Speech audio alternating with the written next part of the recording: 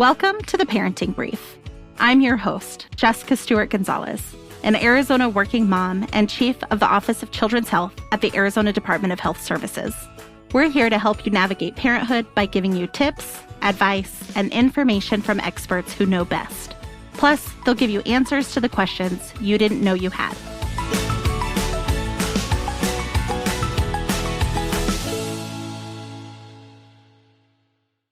Thank you for joining us for another episode of the Parenting Brief. Today's episode is a serious topic, but it's important to discuss, especially during the summer months, and that's swimming and pool safety. The summer is intense and long here in Arizona, and the best way to enjoy the sun while escaping the heat is by going for a swim. Today, we'll help you learn how to do that safely. As we know, tragedy can strike in a matter of seconds, even when we think we're prepared and paying attention. Knowing what to watch for and teaching your child to swim at an early age can prevent drownings. But at what age should you teach your child to swim? How do you keep your kiddo and yourself safe and excited about swimming? And what should you do if an emergency occurs? We've invited a drowning prevention specialist to answer those questions and more, up next.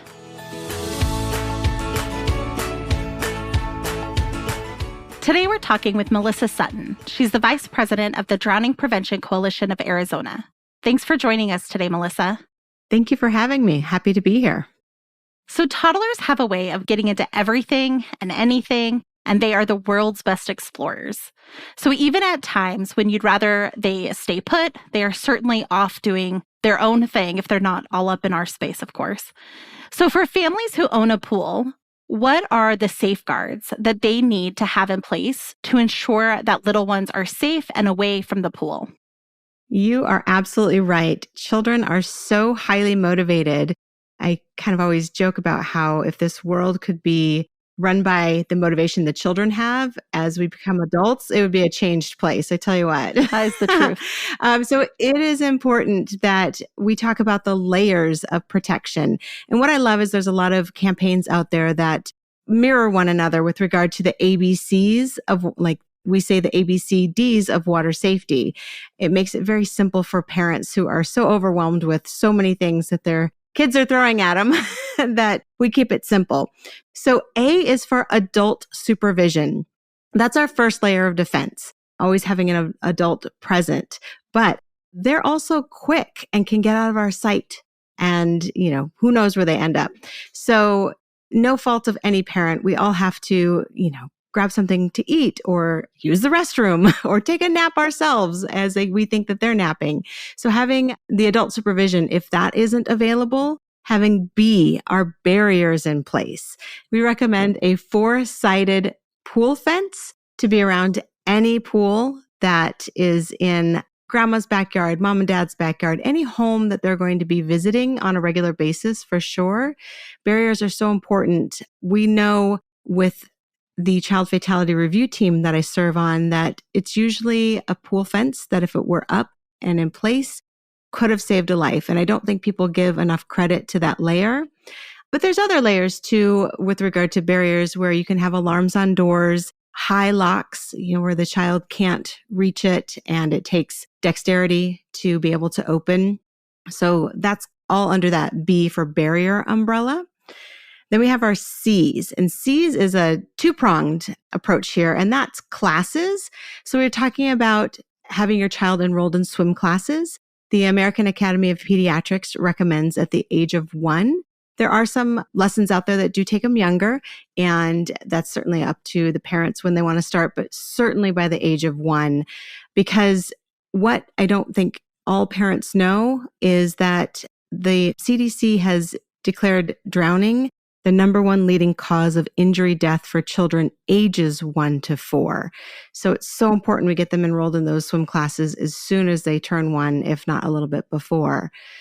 C also stands for classes of CPR. We want parents and caregivers to all get certified so that in the event there is an accident and the child isn't able to save themselves, immediate CPR can be started while EMS is being called. We know that there's lots of statistics out there that show us as soon as we can start CPR, the better the outcome could be for anyone, actually. And then the next prong, the second prong, is for Coast Guard approved life vests. And this is so important because we have a lot of products out there on the market that are really confusing for parents. So making sure that those labels say Coast Guard approved and understanding when a good time to use them would be, especially like in a backyard pool setting, always, always, always on the lakes. That's 100%. But in backyard pools, it's important that the parent teach a child what the life jacket feels like while it's on and while it's off. Because unfortunately, we have had families who've experienced a loss when they put too much faith in a life jacket. So if we can help our parents understand that teaching the child in a controlled environment, what it feels like when it's on and how it keeps them afloat and buoyant. And then if they don't have it on, how that is a much different feeling and really gets the child to understand that when they don't have it on, bad things could happen.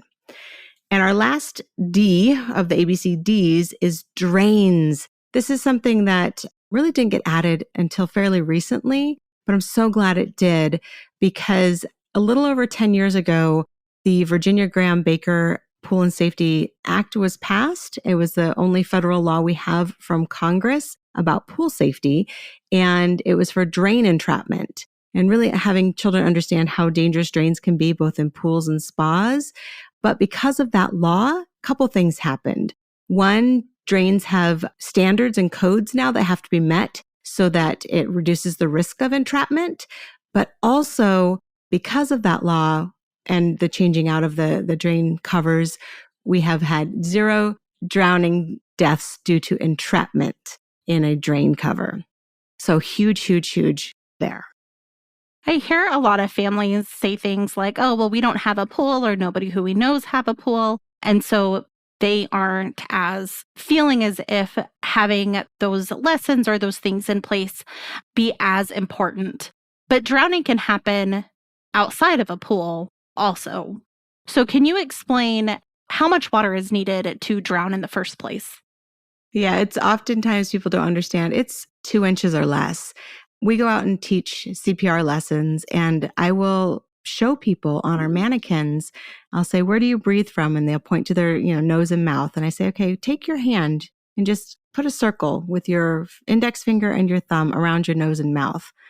That's how much it takes for someone to drown. Once you cut off those airways, it's not a good day anymore. And that really is a great visual for them to see what a small amount of water it takes to have somebody drown. And why is it important? Well, our planet is at least 70% water. So besides the fact of wanting to use the planet in its entirety, to be able to enjoy life, whether now or later in life, whether it's swimming or going to the beach or, any of the stand-up paddle boards or kayaks or canoes, those are things that parents often don't think about at the moment because they think, oh, I don't have a pool or we don't live in an apartment complex that has one. But their neighbor might and probably does here in Arizona. I mean, if you don't have a pool, your neighbor probably does. And we've heard of stories where, say, landscapers accidentally left the back gate open. And unfortunately, that family didn't have their pool fenced. And someone's child got out and got into that backyard and into that pool. So it's thinking of things like that. Whereas if you can equip your child with skills to save themselves, those situations become less scary. I have seen a lot online, the images, and you are probably familiar of it, of, like what color swimsuit our children should be wearing in order to be able to easily spot them in the water. Have you seen that? Yes, I have. And of course, the brighter, the better. Even as my children were younger, I have teenagers now. But when they were younger, they were in bright yellows and bright oranges just because I needed to spot them anywhere, right? If they're in a crowd and if they're by the pool. But that's always helpful. And that's a great tip to leave for our parents is certainly put them in bright colors, pinks, oranges, yellows, fluorescents. But we also have many programs out there that have these great water watcher tags. Some of them are lanyards and some of them are wrist coils. And it's such a simple and brilliant program. All it is you put the lanyard on. You have a responsible, sober adult who agrees that they're going to watch the water, not be involved in conversations, not go check on food, not change diapers, not do all those other things that we normally do. But for those 10 to 15 minutes, 20 tops, because you don't want to be the person at the party who just has to stand there and watch the water. If you're going to do that, hire a lifeguard. We recommend that too. But these simple tools designate a sober, responsible adult for anywhere from 10 to 20 minutes. They are watching the water for everyone, because everyone, when you go to these parties, you think I'm watching, I think you're watching, and then nobody's watching. After those 10 to 20 minutes, they hand off the lanyard or wrist coil to another responsible, sober adult who's then in charge for the 10 to 20 minutes. And that just continues as everybody is in the water. It's saved so many lives. We hear so many times where they were so glad they had somebody designated because someone went under, they were on the shelf, and then they just slipped off and nobody saw and nobody heard. And so it's a great, great tool. Thank you so much for taking the time to share all of that with us today. You're welcome. Thank you again for having me, and be safe out there.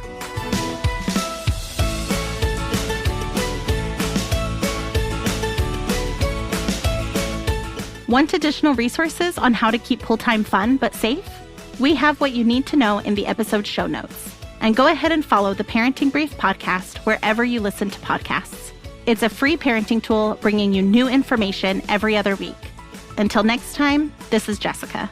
You've got this.